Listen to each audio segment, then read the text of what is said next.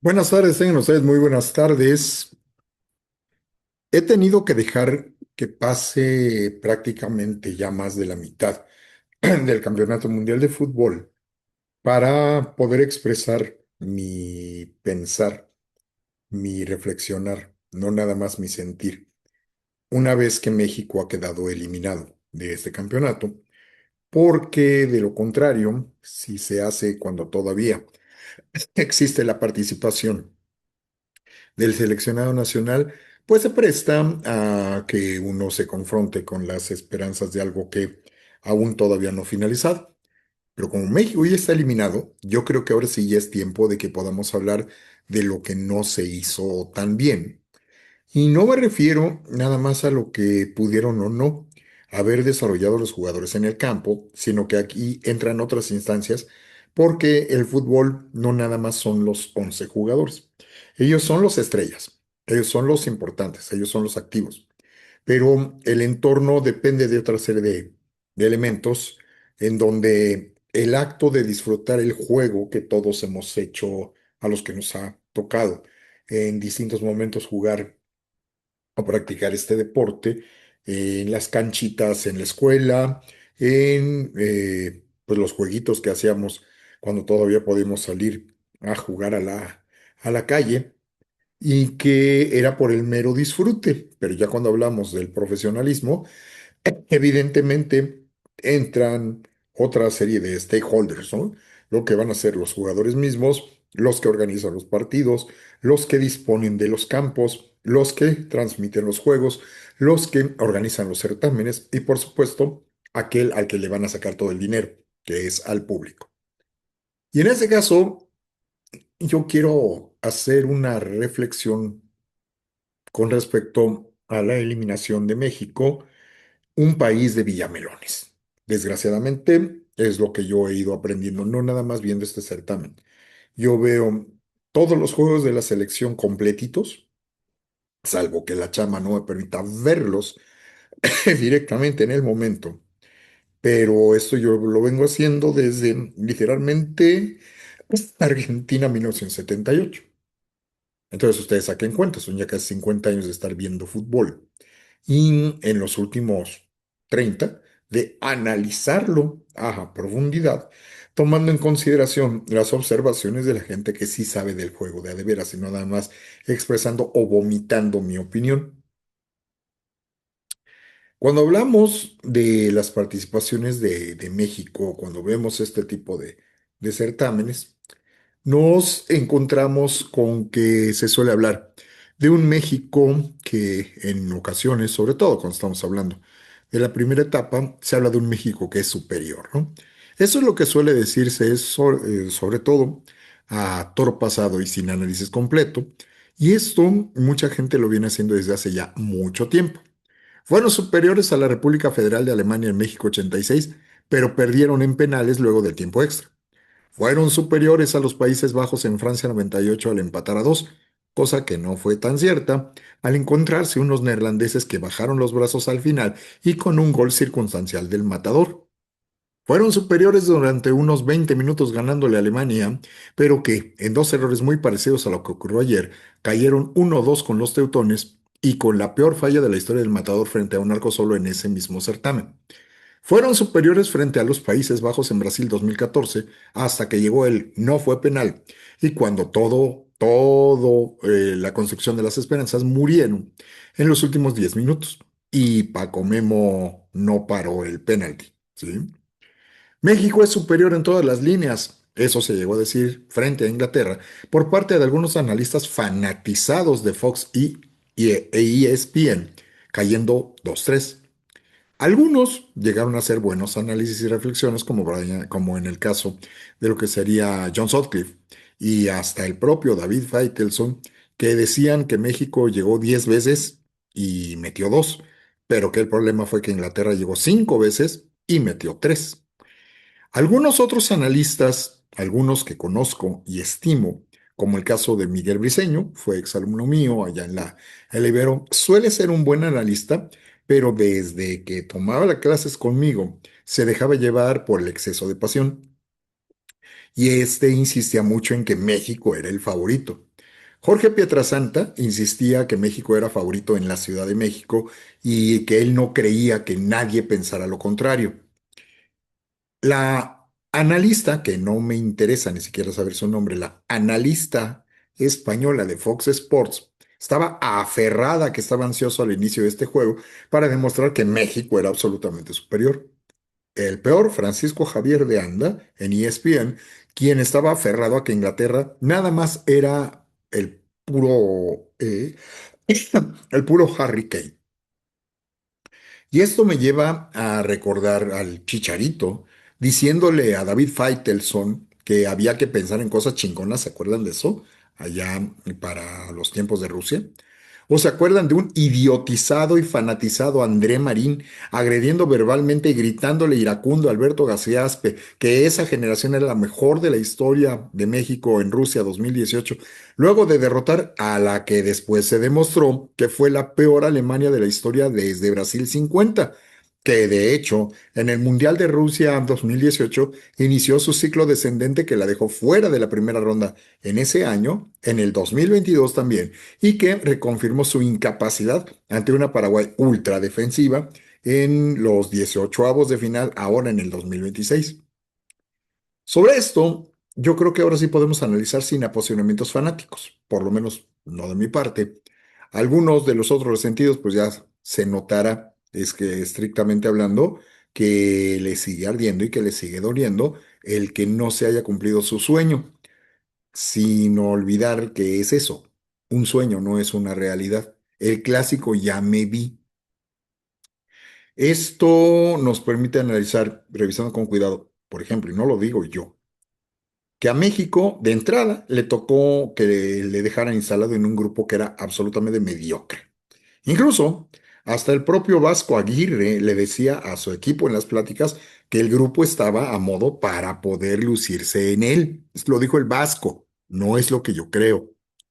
Se le ganó a una Sudáfrica absolutamente inofensiva que durante 20 minutos, y esto me quedó muy claro, mi esposa se durmió durante estos periodos. Yo cabeceé 2 o 3 veces dado que el partido provocaba sopor y aburrición, independientemente de que se ganara o no.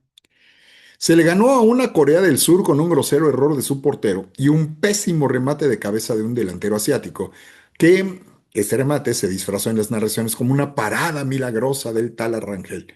Y les recuerdo que durante el primer tiempo se presentó un dominio de balón reflejado en una rotación y posesión por parte de los coreanos del sur, en los que México llegó, yo lo visualicé, yo lo contabilicé, yo revisé contra el reloj. México no tocó el balón durante 4 minutos seguidos. Les paseaban el balón de un lado para el otro. Yo lo verifiqué. No es lo que a mí se me ocurrió. Y ahorita que mencionamos lo de las paradas milagrosas, hay que mencionar las que previamente se le suelen atribuir a un Guillermo Ochoa, que casualmente, si ustedes analizan con cuidado y lo pueden revisar con los especialistas en porteros, casi siempre esas paradas milagrosas estaban dirigidas a una parte alcanzable de su cuerpo. Un Ochoa que recibió más de 1,000 goles en su carrera. Es uno de los arqueros más goleados de la historia del fútbol moderno y el peor del siglo XXI.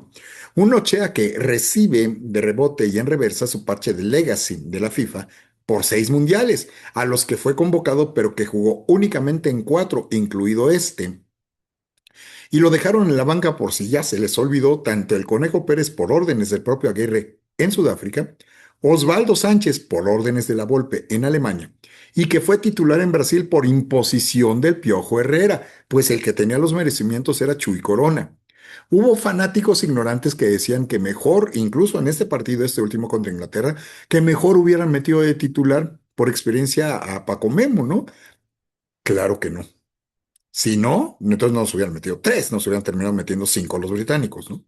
Se le ganó a una nulidad de equipo de Chequia, sin organización, disminuida por la altura y por el público de la Ciudad de México, que no prestó nada de resistencia y que fue óptimo para hacer, además, un inmerecido homenaje al Tal Ochoa. Se le ganó a una Ecuador que venía precedida de su triunfo sobre la peor Alemania en su tercer ciclo consecutivo. Venían los ecuatorianos de una situación parecida en que fueron inflados por su propia prensa y su público que ingenuamente creían que iban a ser campeones del certamen y que tenían, según ellos, y hay gente que lo sigue diciendo, a la mejor defensiva del mundo. Fue evidente que se vaciaron contra los germanos y que no tenían sistema ni jugadores conectados, ni una decente dirección técnica ante un equipo mexicano que presentó, eso sí, un parado táctico que los desconcertó desde el inicio del juego. Eso se vio en los primeros minutos. Revisen el juego completo. El resultado de la primera etapa, en un torneo donde tienes más de 40 equipos, no como en certámenes anteriores. Tres juegos, tres triunfos. México hizo lo que nunca había hecho ninguna otra selección mexicana. 9 puntos de 9 disputados, 6 goles a favor, cero en contra, dos más contra Ecuador. Ahora, 8 a favor, cero en contra. Una delantera goleadora y una defensa imbatible. Me recordaron el caso del arquero italiano Walter Senga, que jugó en Italia 90 con la Azzurra y no recibió gol hasta la semifinal con Argentina por un error grosero de su parte. Terminaron empatando a uno, vinieron los tiempos extra, penales, y ese mejor arquero del mundo no detuvo un solo tiro penal. Italia se quedó con la tercera posición. Y cuando analizas contra quién jugó Italia, evidentemente eso no es ningún mérito del portero. Ahora, viene el famoso juego contra Inglaterra y se empezó a armar el humo por todas partes. Hay quien insiste en que se le tuvo controlado, que México jugó mejor, que tuvieron posesión más del 60% del partido y en 3 jugadas les anotaron y jugaron casi 40 minutos 11 contra 10. Incluso esto se sostuvo y se insistía en las transmisiones hasta la lesión de Santi Jiménez, que se lesionó solo y dejó al equipo 10 contra 10 en los últimos 5 minutos, en donde se la pasaron nada más aventándose centros sin ninguna trascendencia. Gilberto Mora, un chavito que tiene mucha capacidad técnica, eso no lo niega nadie, se luce en los partidos donde no hay presión. Gilberto Mora incluso tuvo que ser cambiado por desaparecer en los momentos importantes, habiendo además exagerados que ya lo comparaban con Pelé. Y de hecho hay que recordar que una pérdida de balón suya fue la que terminó provocando uno de los 3 goles de los ingleses. El error táctico, además, combinado de Márquez y Aguirre, porque Aguirre es el principal, pero Márquez es el asesor, al sacar del terreno a Quiñones, otro punto importante, colombiano naturalizado. Cuando se naturalizan jugadores de un nivel como el de Quiñones, se aplaude. El problema es que Quiñones, cuando comparas con todos los anteriores naturalizados, ninguno aporta más que ninguno de los jugadores de los mejores de los mexicanos como tal. No por ser naturalizado, automáticamente vas a ser mejor que los mexicanos. Si te vas a naturalizar es porque tienes que ser mejor jugador que los mexicanos. Tal vez el único que medio se salvaría en ese sentido sería Ciña, por allá por el Mundial de Alemania, pero desapareció también en los momentos más importantes. El problema es que Quiñones era el que pues más movimientos tenía, el que estaba jugando mejor y lo terminan sacando y meten a dos troncos para compensar. Jugaron al final incluso con 3 delanteros, dos de los cuales eran unos troncazos absolutos, como es el caso de Santi Jiménez. Y miren que yo lo estimo bastante por haber salido del Cruz Azul, pero él definitivamente no ha hecho absolutamente nada en los momentos posteriores, ¿no? Y el otro, el Memote, que nada más en selección nunca jamás ha hecho absolutamente nada. Y hay otro detalle, también se nos olvida cómo se le trató de sacar ventaja a lo que hizo México, que si la altura, que si el estadio, que si la afición, sí, pero también si se lo hicieran a México, estaríamos protestando. En el caso de Inglaterra, a ellos se les hizo viajar en total hasta ahorita más de 10.000 kilómetros en todo el mundial por los cambios de sede que le han correspondido. Y México obtiene la ventaja real, pero que estrictamente hablando no es justa, de solo jugar en la Ciudad de México y en Guadalajara. Y para jugar a Guadalajara no era otra cosa más que el manejo del comercialismo como tal.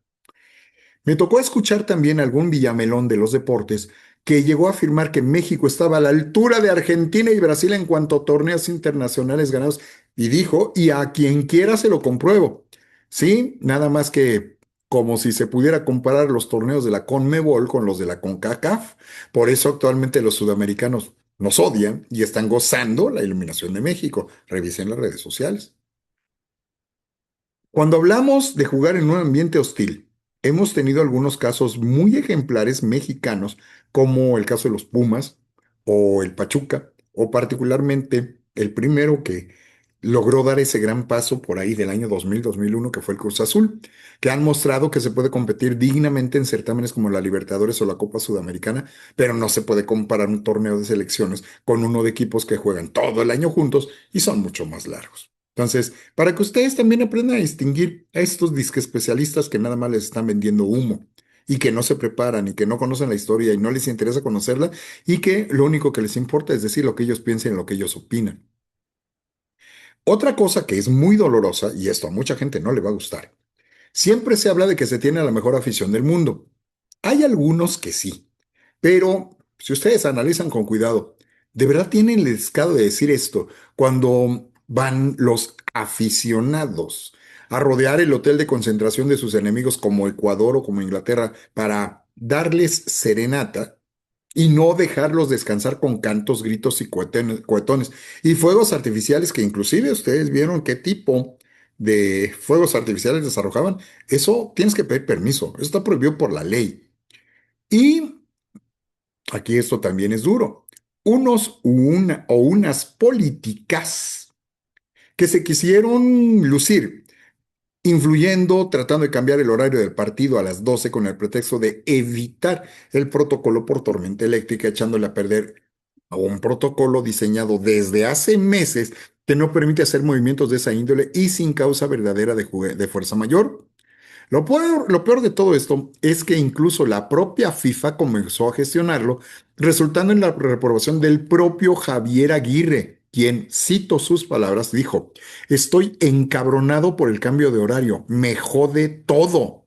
Esto lo dijo en una entrevista que le hizo Joaquín López Dóriga. Y ni qué decir de la molestia del técnico de Inglaterra, el germano Tuchel. Es que hay que aprovechar la ventaja del Azteca, suele decirse. Pensando con cuidado, déjenme comentarles la mejor anécdota ocurrida en Brasil 50, en el cuarto campeonato mundial de la Copa Jorge Rimé, como se le llamaba en aquel entonces. El juego para definir al campeón no fue estrictamente una final, fue la única ocasión en la que no se utilizó el formato que todos conocemos, era sumar puntos al final. De hecho, cuando se pitó el término del partido de Uruguay contra Brasil, todavía seguía jugando. Me parece que España contra Suecia, que iban por ver si ellos alcanzaban, pero ya, de entrada, nada más era un puro trámite. En este caso, además, Brasil tenía que conseguir un empate. Con el empate se coronaba campeón.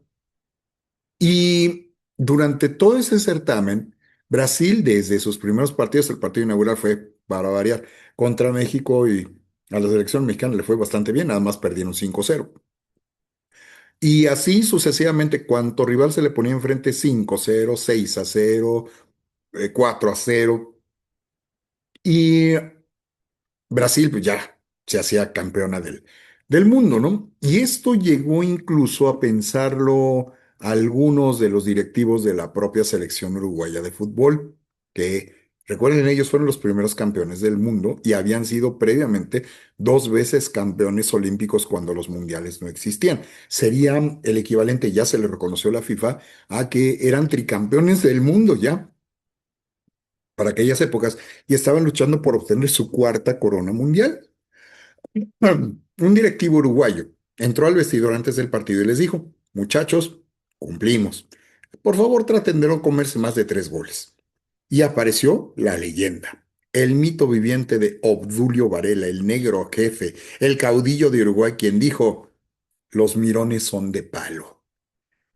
Y así, el resultado cual terminó siendo, Brasil iba ganando a principios del segundo tiempo, iba ganando 1-0. pero el carácter y la famosa garra charrúa logró imponerse, empataron el partido y casi para el final del mismo terminaron volteando ganando 2-1 y con eso Brasil quedó en segundo lugar y Uruguay se terminó coronando campeón del mundo. Existe la anécdota que el propio Jules Rimet, que todavía vivía en aquellas épocas, él vio que el partido estaba 1-1, ya estaba casi para terminar el partido, se baja de la tribuna, no existía todo el protocolo que tenemos ahora, se baja de la tribuna, se mete a la zona interna del Maracaná, que era nuevo en aquel entonces, y lo que sí es que le llamó mucho la atención, que se escuchaba el ruido, se mete y de repente ya no escuchaba nada de ruido, y como que no entendió muy bien por qué.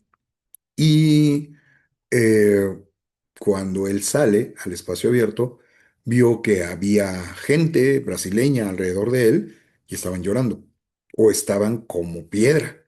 Sale y se encuentra con que todo el estadio está en silencio y nada más hay un grupito de jugadores con una camisa azul, azul cielo que estaban festejando. Y ahí le cayó el 20 de que les había ganado Uruguay. Y tan confiados estaban en que se iba a coronar Brasil, que el propio Jules Rimet no había preparado discurso en español. No hablaba español, hablaba francés y ahí medio entendía que algo de portugués, ¿no? Pero pues párenle de contar. El resultado fue que cuando se acercó a Obdulio Varela, él sabía que el capitán de Uruguay era un negro grandote, se acerca y nada más le dijo, mes felicitaciones. Y se acabó, fue todo lo que le dijo. Ese fue el famosísimo maracanazo. Entonces, cuando nos salen como que es que la ventaja de casa, el que se los diga no tiene ni idea. Puede funcionar en algunos momentos, pero de hecho, si analizamos con cuidado, la mayor parte de las veces no ocurre, no ocurre así. Y cuando los equipos son grandes de veras, ganan en el terreno ajeno, no nada más en la comodidad de la casa. En en ese sentido, así nació, por ejemplo, el mito del maracanazo, y eso que ellos empezaron ganando. Al siguiente mundial, Suiza fue eliminado, el mundial fue en Suiza, fue eliminado a las primeras de cambio en Suiza 54. Suecia perdió la final contra Brasil en Suecia 58. Chile fue eliminado por Brasil en la semifinal en Chile 62. México fue eliminado en Toluca por Italia en México 70 e incluso México iba ganando 1-0. España, la camiseta de fuego, fue eliminada en cuartos de final en España 82. México fue eliminado por Alemania en el Volcán en Nuevo León en México 86, habiendo empatado en tiempos extras a cero. Italia fue eliminado por Argentina en semifinales en Nápoles en Italia 90. Estados Unidos fue eliminado por Brasil en Estados Unidos 94. Corea del Sur y Japón fueron eliminados en Corea-Japón 2002, el primer mundial de Martinoli. Alemania fue eliminado por Italia en Berlín en Alemania 2006. Sudáfrica fue eliminado en octavos de final en Sudáfrica 2010. Brasil fue masacrado 7-1 en Río de Janeiro en Brasil 2014. Rusia fue eliminado en Rusia 2018. Qatar fue eliminado en Qatar 2002. Ahora Canadá ya fue eliminado por Marruecos. México fue eliminado por Inglaterra en el nuevo Aztecaso. Y falta ver si Donald Trump no presiona para que Estados Unidos salga campeón en este Mundial del 2026. De verdad, la anfitrionía nunca garantiza el triunfo absoluto del local. México lo ha entendido, espero, en 3 ocasiones. Brasil lo comprendió en 2. Un comentario crítico de un colombiano a los aficionados ecuatorianos que todavía siguen llorando por la eliminación fue absolutamente demoledor. Él dijo, señores, hay que encender la televisión para ver los juegos y no ver fútbol nada más cada 4 años, particularmente por el desconocimiento de la regla del fuera de juego cuando Quiñones les anotó su gol. Cuando hay un ambiente hostil, también se llora. Para eso se debe de tener carácter. Recuerden la final del torneo de clausura 2026, cuando los Pumas hicieron todo lo posible por estilizar al Cruz Azul. Y faltando algunos cuantos minutos, ustedes saben cuál fue el resultado.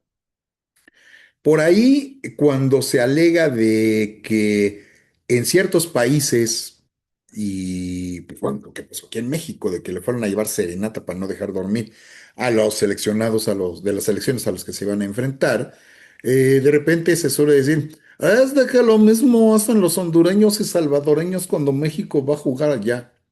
Es de que Ecuador se le hizo a México en la semifinal de la Copa América de 1993.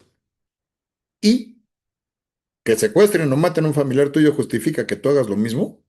En tiempos de Romeo y Julieta o de las luchas entre los hillbillies gringos en el siglo XIX eso era común, pero eso no significa que sea legal.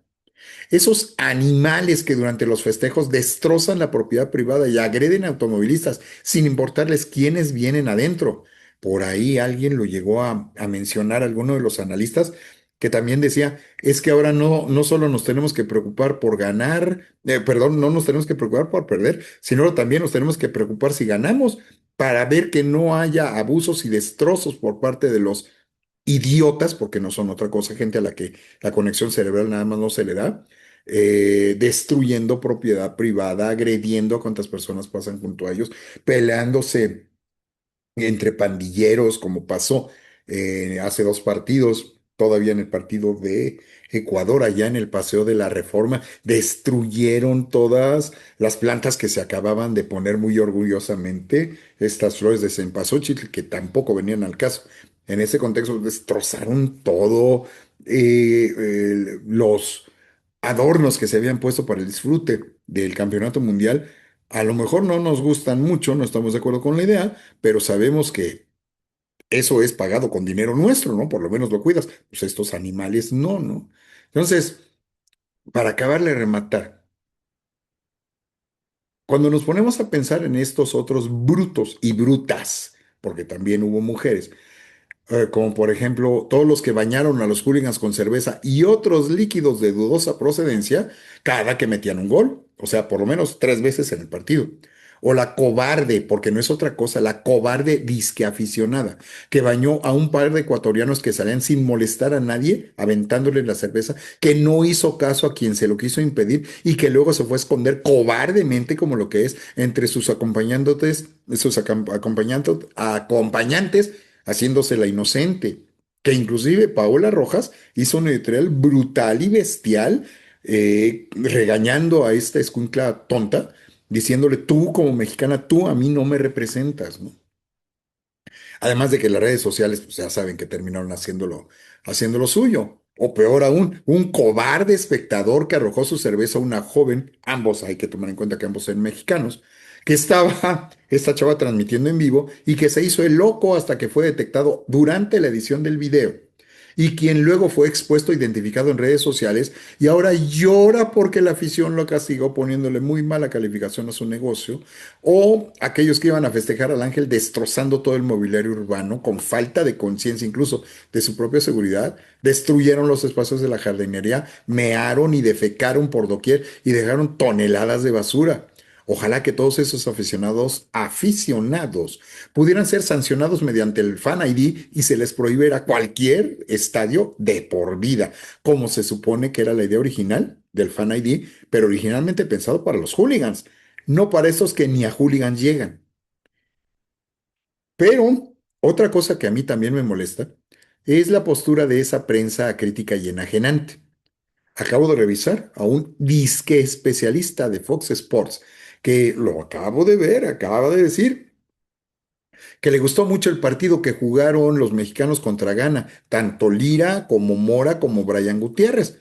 Nada más que el problema es que estaban hablando del partido de Inglaterra contra México en octavos de final, no un partido mediocre de preparación antes del certamen. Y este diciendo que le gustó mucho cómo jugaban, pero también me irrita y me incomoda esa basura de gente que se dice aficionada. Una escuincla enajenada, la acabo de ver también en otro video, acaba de decir, si Aguirre quisiera México, no mete a Santi Jiménez y menos por Gil Mora, pinche Vasco. Así lo dijo la escuincla. Estas son personas que eructan aire por la boca, que piensan, como dicen los argentinos, con el orto. Son villamelones la mayoría, y acorde a lo que me enseñaron los verdaderos aficionados a la fiesta del toro, el villamelón no es el que no sabe, el villamelón es el que cree que sabe. Por si alguien llega a decir, Pues tú también eres muy Villamelón, tú crees que sabes. No, por si se lo preguntan, yo no soy Villamelón, yo soy ignorante de muchas más cosas de las que quisiera saber. Pero por eso yo me dedico al estudio y verifico mis fuentes. Y por eso me dedico a la historia profesionalmente, por si quieren discutir. Y llevo analizando, no nada más viendo fútbol desde hace más de 48 años. Y mientras no acabemos de entenderlo, seguiremos siempre siendo un país de villamelones, tanto del fútbol como de la política, como de la vida. Ustedes dirán si gustan unirse al espacio de reflexión.